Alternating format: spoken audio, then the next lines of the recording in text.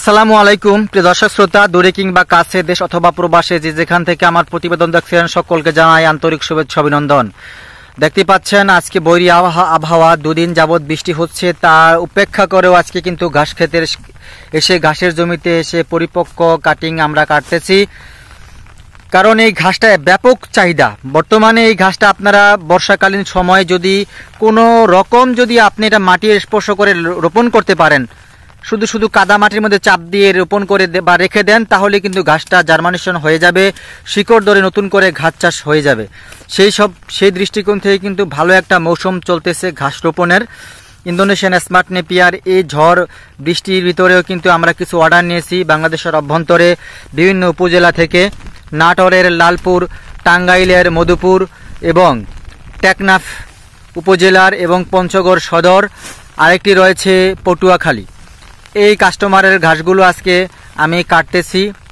আর দেখেন টিপ টিপ বৃষ্টি পড়তেছে, সেই বৃষ্টির ভিতরেই কিন্তু আমি ঘাসগুলো কাটতেছি এবং প্রতিবেদন বানাচ্ছি।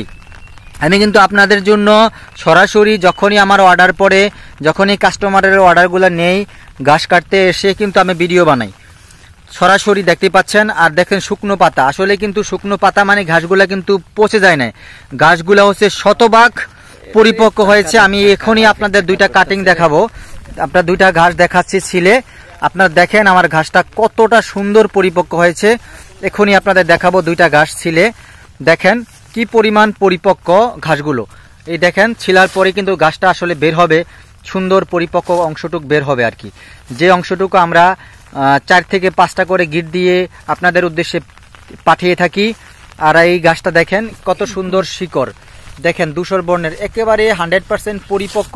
বৃষ্টির কারণে কিন্তু পাতাটা একটু পচে গেছে মনে হচ্ছে, কিন্তু পাতা পচে গেলেও কিন্তু কাটিং এর কোনো বিন্দু মাত্র ত্রুটি নেই, কালার ঠিক আছে।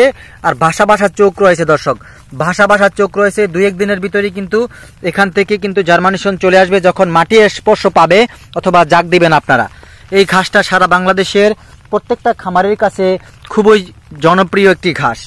আপনারা জানেন বর্তমানে দানাদার খাদ্যের দাম অনেক বেশি, সেই সবাতে খামারিরা বিভিন্ন হাইব্রিড জাতের কাঁচা ঘাস চাষ করে তাদের লক্ষ লক্ষ টাকার গবাদি পশু পালনকারী প্রতিষ্ঠানগুলা সামলিয়ে থাকেন।